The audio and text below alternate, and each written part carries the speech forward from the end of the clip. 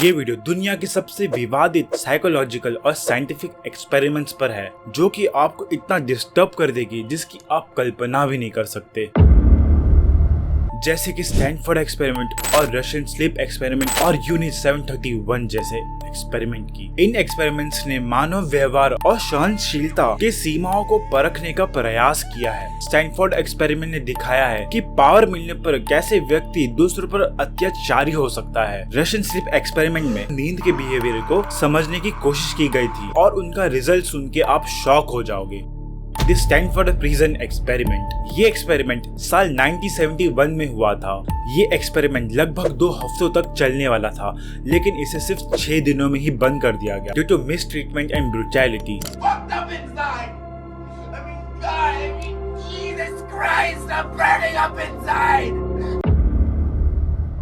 इस एक्सपेरिमेंट का यह महत्व था कि अगर इंसान के पास पावर है तो उसका वो गलत इस्तेमाल कैसे करता है। इस एक्सपेरिमेंट में फिलिप जिम्बार्डो नाम के एक साइकोलॉजिस्ट थे, जिन्होंने ये स्टैनफोर्ड यूनिवर्सिटी में किया था, जिसमें से 24 पार्टिसिपेंट्स थे। ये 24 लोग वही पार्टिसिपेंट्स थे जो कि स्टैनफोर्ड यूनिवर्सिटी में पढ़ते थे। ऐसा कहा जाता है कि जो 12 लोगों को गार्ड्स बनाया गया था और जो 12 लोगों को प्रिजनर्स बनाया गया था, और उनमें गार्ड्स को ऐसे ट्रेन किया गया था कि उन्हें साइकोलॉजिकली उन्हें बुरा बर्ताव करना है और बस उनको 2 नियमों का पालन करना था।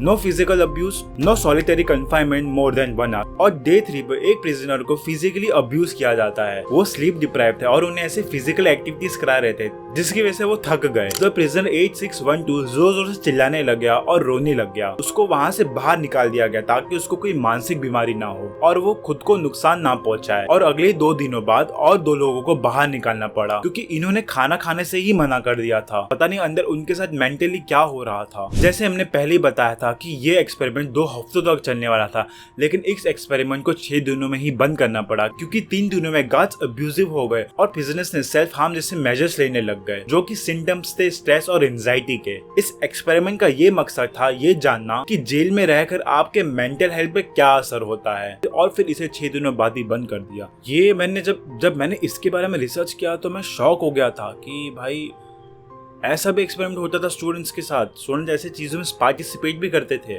और वो भी इतनी बड़ी यूनिवर्सिटी में। इंसान आगे बढ़ने के लिए पता नहीं कैसे कैसे एक्सपेरिमेंट करता है यार। दूसरे एक्सपेरिमेंट पर आते हैं जो कि इससे भी खतरनाक था, द रशियन स्लीप एक्सपेरिमेंट। अगर आप काफी टाइम से अपनी नींद कंप्लीट नहीं कर रहे हो तो आप कितने दिनों तक ऐसे बिना नींद के रह सकते हो? कभी सोचा है आप कितनी दिनों तक स्लीप डिप्राइव फील कर सकते हो? कुछ लोगों का कहना है कि इस चीज पर एक्सपेरिमेंट भी हुआ था। इस एक्सपेरिमेंट से साबित होता है कि ह्यूमन एक एविल है, पर हमारे सोने से वो बाहर नहीं आता।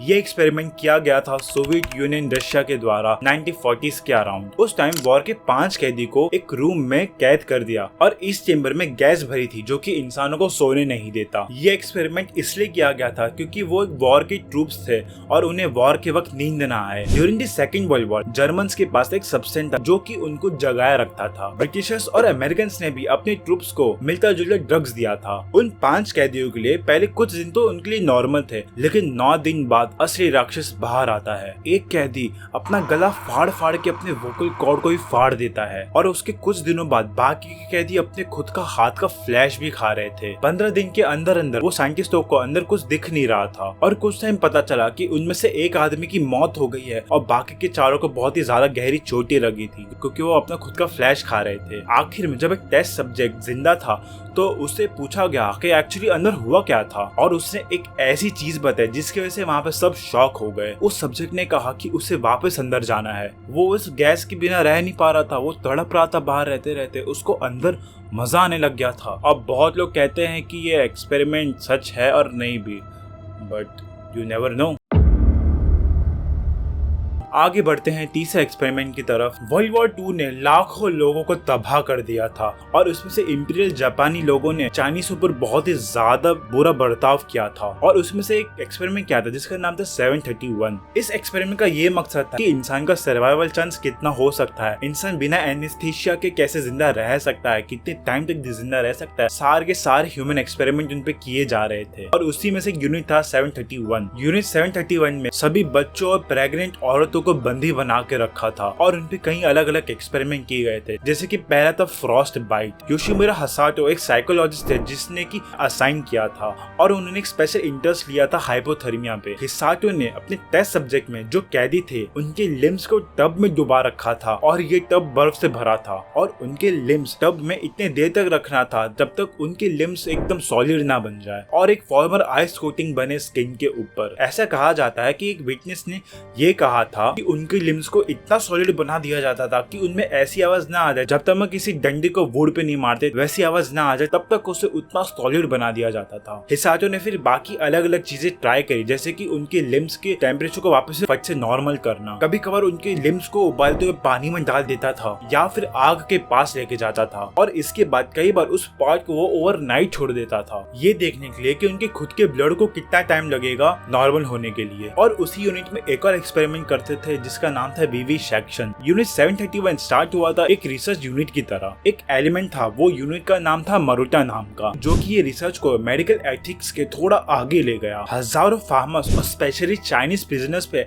ऐसे डिजीज इंजेक्ट किए गए थे और उनके मरने के बाद उनके ऑर्गन्स निकाल दिए जाते थे ताकि उन पे स्टडी की जा सके। उन सब्जेक्ट के हाथ निकाल दिए जा रहे थे या फिर उनके कोई बॉडी के पार्ट निकाल के दूसरी जगह पे लगा दिए जाते थे और कुछ सब्जेक्ट्स के बॉडी पार्ट को क्रश कर दिया जा रहा था या फिर कुछ पार्ट्स को एकदम फ्रीज कर दिया जाता था। आखिर में उस पेशेंट को यूज करने के बाद उस पेशेंट को गोली मार के मार दिया जाता था या फिर लीथल इंजेक्शन देके जिंदा दफन कर दिया जाता था। कोई भी चाइनीज, मंगोलियन और रशियन जो यूनिट 731 में थे वो तो सर्वाइव बिल्कुल नहीं कर पाते थे। यूनिट 731 में तीसरा एक और एक्सपेरिमेंट होता था वेपन टेस्ट का। कई वेपन्स कितने इफेक्टिव है, जापानीज आर्मी को उस पे इंटरेस्ट था कि इसकी इफेक्टिवनेस डिटरमाइन करने के लिए यूनिट 731 कैदियों को एक झुंड में ले गया और उन पे गोली मारी अलग अलग रेंज से। कुछ गन उनमें से 8mm पिस्तौल थे, bolt action rifles, machine gun और कुछ ग्रेनेड्स भी थी। ऐसे ऐसे वेपन से इंसानों पर टेस्ट किया जाता था कि वेपन्स की इफेक्टिवनेस क्या है। फ्लेम थ्रोअर्स को भी टेस्ट किया गया था, दोनों कवर्ड स्किन और डायरेक्ट कांटेक्ट पर भी। इंसानों को खाना पानी भी नहीं दिया गया था